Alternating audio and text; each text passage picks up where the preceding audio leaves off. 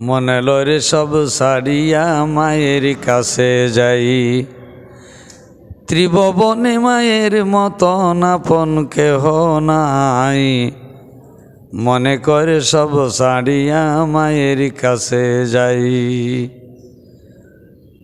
মা বাবাকে কষ্ট দিলে, মা বাবাকে কষ্ট দিলে নামাজ রোজা সকল ইবাদত যাবে বিফলে।